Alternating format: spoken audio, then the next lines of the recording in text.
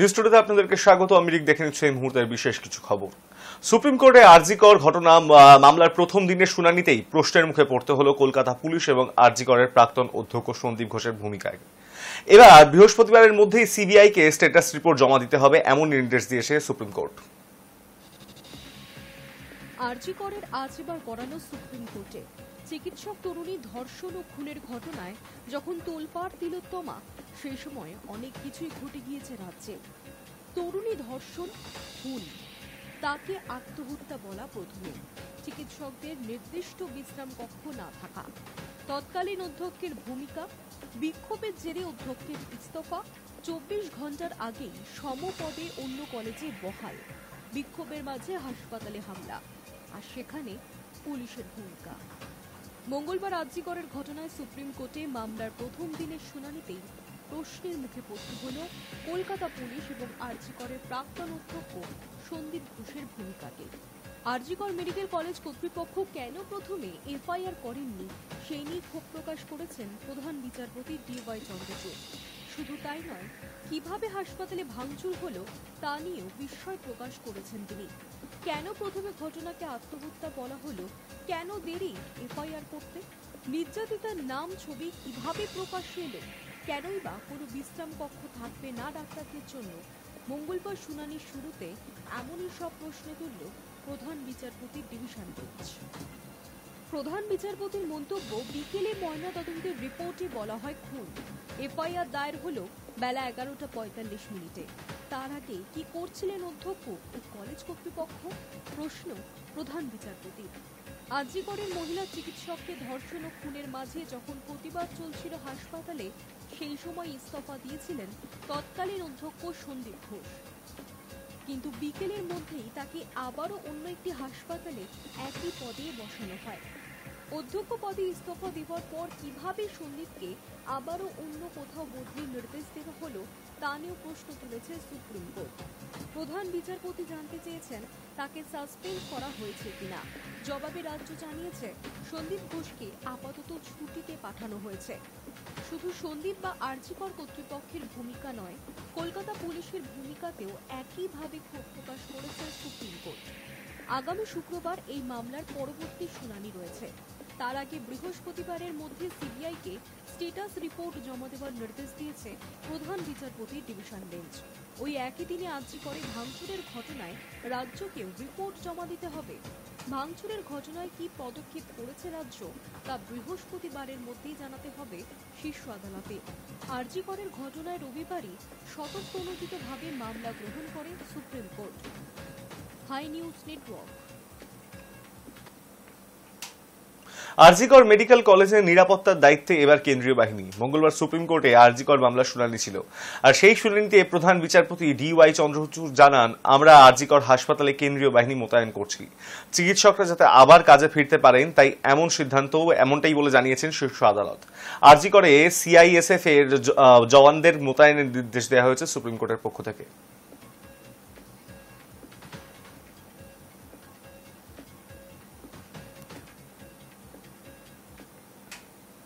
আরজিকরের ঘটনায় প্রতিবাদে রাস্তায় এবিভিপি সদস্যরা। মঙ্গলবার দুপুরবেলায় তুমুল বৃষ্টির মধ্যেও জারি রইল আন্দোলন। স্বাস্থ্য ভবন অভিযান করেন তারা। মাঝপথে সেই মিছিল আটকে দেয় পুলিশ।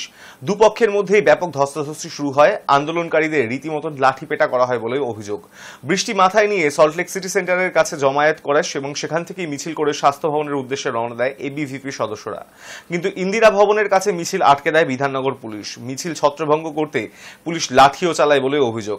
কয়েকজন জখম হয়েছে বলেই খবর পাওয়া যাচ্ছে।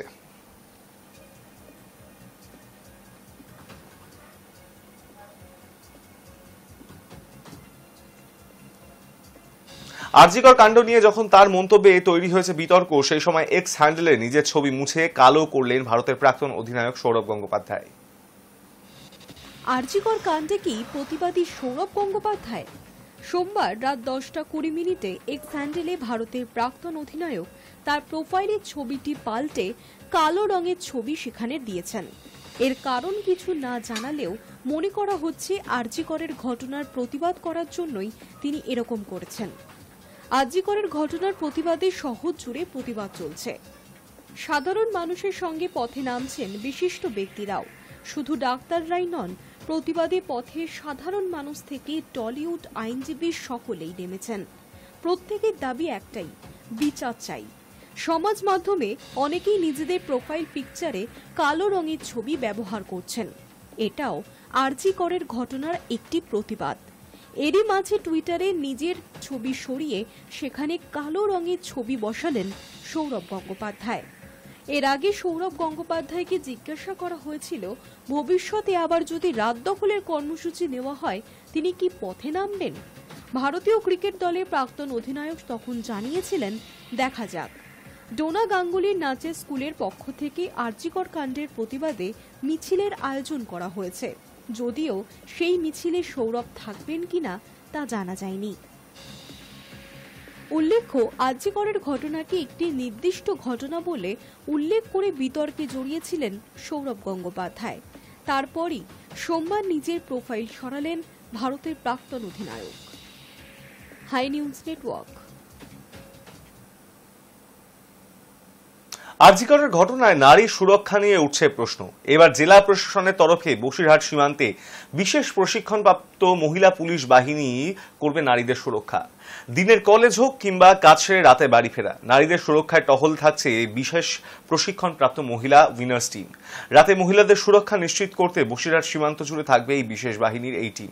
এমনটাই জানিয়েছেন বসিরহাট থানার আইসি রক্তিম চট্টোপাধ্যায়।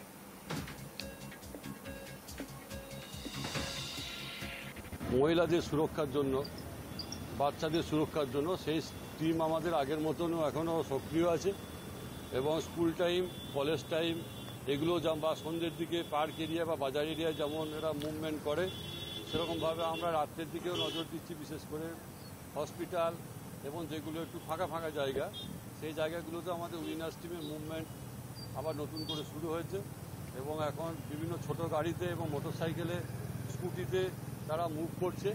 আমরা মহিলাদের সুরক্ষা দিতে বদ্ধপরিকর এবং আমরা কোনো ঘটনা যাতে না ঘটে সে ব্যাপারে আমরা সজাগ আছি এবং আমরাও মানুষের সহযোগিতা কামনা করছি। কোনো ইনফরমেশন থাকলে আমাদেরকেও থানার নাম্বারে অবহিত করলে আমরা সঙ্গে সঙ্গে সেখানে পৌঁছে যাব এবং সকলকে আমরা আশা করছি আমরা সুরক্ষা দিতে পারব।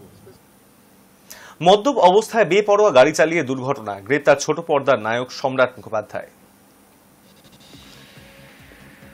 মদ্যপ অবস্থায় বেপরোয়া গাড়ি চালিয়ে দুর্ঘটনা, গ্রেফতার ছোট পর্দার নায়ক সম্রাট মুখোপাধ্যায়। সোমবার মধ্যরাতে বেহালার রাজা রামমোহন রায় রোডের ঘটনা। অভিযোগ উঠছে, অভিনেতা মদ্যপ অবস্থায় গাড়ি চালাচ্ছিলেন। নিয়ন্ত্রণ হারিয়ে গাড়িটি প্রথমে একটি বাড়ির দেওয়ালে ধাক্কা মারে। তারপর এক বাইক আরোহীকে ধাক্কা দিলে আরোহী জখম হন। তাকে তড়িঘড়ি উদ্ধার করে এমআর বাঙ্গুর হাসপাতালে ভর্তি করানো হয়। পুলিশ গ্রেফতার করেছে সম্রাট মুখোপাধ্যায়কে। মঙ্গলবার তাকে আলিপুর আদালতে পেশ করা হবে বলে সূত্রের খবর। সম্রাট মুখোপাধ্যায় দীর্ঘদিন ধরে টেলিভিশনের অতি পরিচিত মুখ। একাধিক ধারাবাহিকে গুরুত্বপূর্ণ চরিত্রে অভিনয় করেছেন।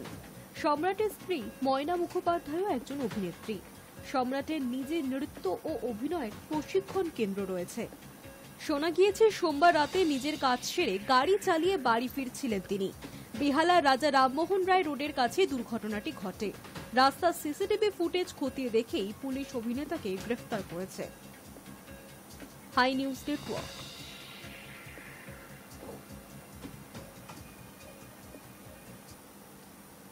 নিউজ টুডে এখন এই পর্যন্তই। দেখতে থাকুন হাই নিউজ, নির্ভীক, নিরপেক্ষ।